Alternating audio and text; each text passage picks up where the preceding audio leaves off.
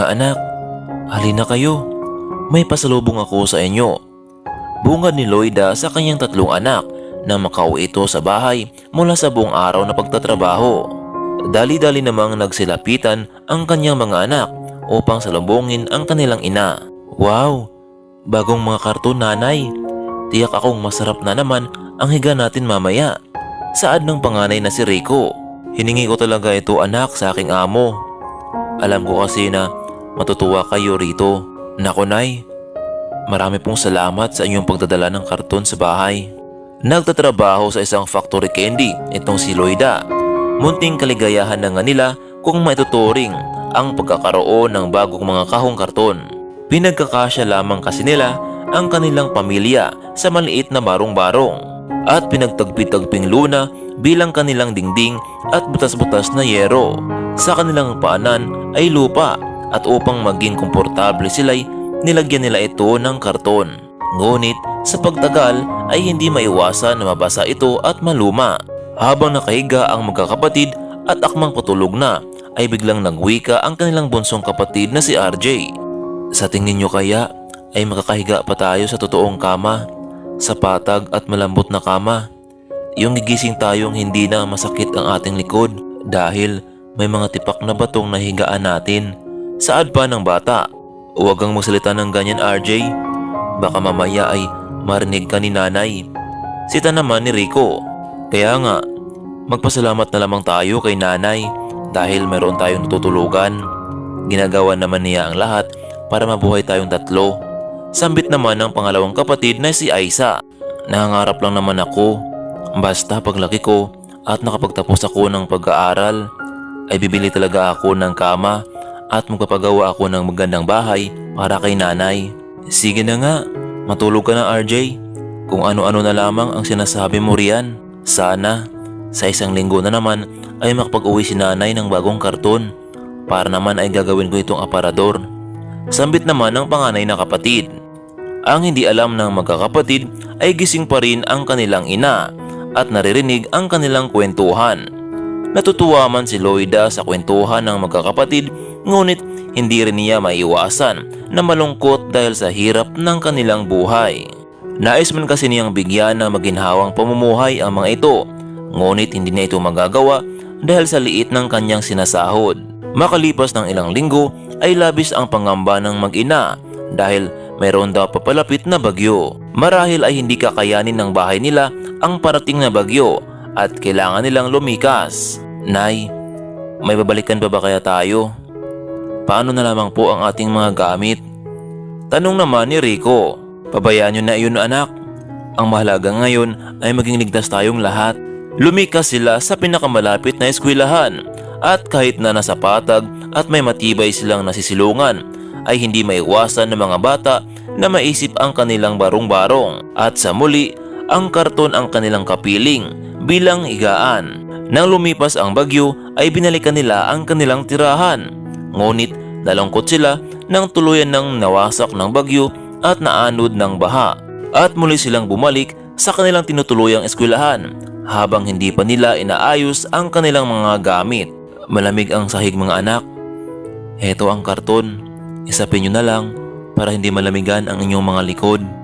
Saad naman ng ginang. Alam ng magkakapatid na tila nawawalan ng pag-asa sa buhay ang kanilang ina. Kaya naman ay naisipan ni Rico na magpatawa.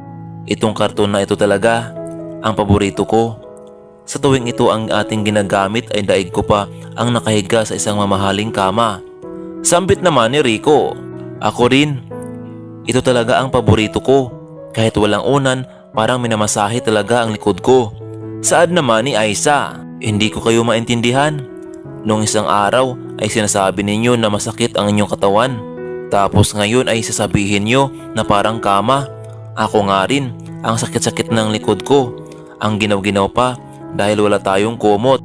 Ikaw naman, RJ, hindi ka mabiro. Sinasabi lang namin iyon para hindi naman mag-alala si nanay. Pasensya na kayo, mga anak, kung ganitong buhay lang ang kayang ibigay ni nanay. Hayaan nyo at gagawa ko ng paraan para kahit papaano ay guminhawa ang buhay natin. At hindi maiwasan ni Loida na mapaluha sa sitwasyon ng kanyang mga anak. At ilang araw pa silang nananatili sa evacuation center. Isang gabi ay nakita na lamang ni Rico na si RJ ay tila ba nagsusulat. Matulog ka na, RJ? Ano pa bang ginagawa mo? Huwag mo nang hintayin pa na sawayin ka ni nanay. Tatapusin ko lamang ito, kuya. Tugon naman ng bunso. Ano bang ginagawa mo? Kung kailan gabi ay saka ka pa nagsusulat. Saad naman itong si Aisa. Sige na, matutulog na rin ako, kuya. At kinabukasan ay nagising na lamang ang mag-iina na wala si RJ sa kanilang tabi.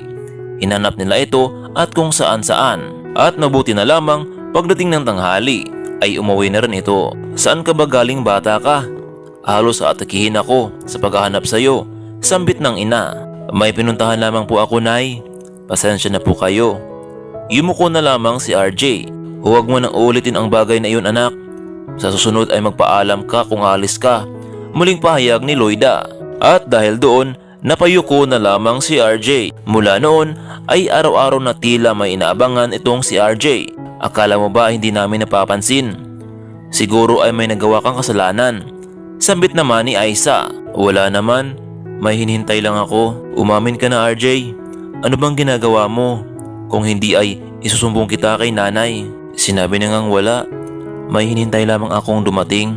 Napansin ito ng ina at pinagsabihan ang magkakapatid. Ito pong si RJ, Nay. Ayaw pang umamin. Halata naman pong meron siyang maling nagawa. Wala po talaga, Nay. May hinihintay lamang po ako. Anak, bakit parang nitong nakaraan ay tumitigas ang ulo mo? May ninilihim ka ba sa amin? Ngunit isa lamang ang sagot ni RJ. Dahil unti-unti nang naiinis si Loida sa anak ay nais na sana niya itong paluin. Hanggang sa isang sandali ay may dumating na tauhan sa evacuation center at hinanap si RJ. Ayan na nga ang sinasabi ko, Nay. Lagot ka talaga, RJ. Ano bang ginagawa mo? Sambit naman ni Rico. Paglapit ng mga lalaki kay na Loida at mga anak ay agad silang tinanong nito. Hindi na naitanggi ni Loida na anak nga niya si RJ. Kung ano man po ang nagawa ng aking anak ay pagpasensyahan niyo na po. Ako na po ang humihingi sa inyo ng kumanhin. Labis ang pagmamakaawa ni Loida sa mga ito. Naku, mali po ang akala niyo, ginang.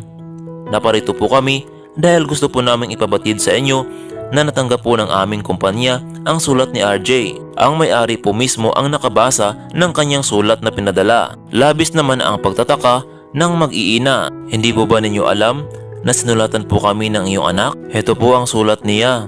Muling saad ng lalaki sabay abot ng sulat. Nang mabasa ito ng kanyang ina ay napaluha lamang ito. Ako po si RJ.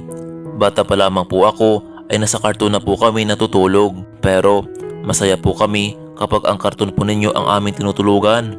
Dahil makapal po ito at hindi tumatagos ang mga bato sa lupa na aming hinigaan. Nais man po namin magkaroon ng kama, ngunit alam ko po na ito po ay imposible. Mahirap lang po kami at hindi po ito kaya ng aking ina. Kaya po kung pwede ay padala niyo po kami ng bagong karton pa. Bago at hindi po basa para sa aming tatlong magkakapatid at sa aking ina. Maraming salamat sa inyo, RJ. Natuwa at naantig po ang kalooban po ng aming amo.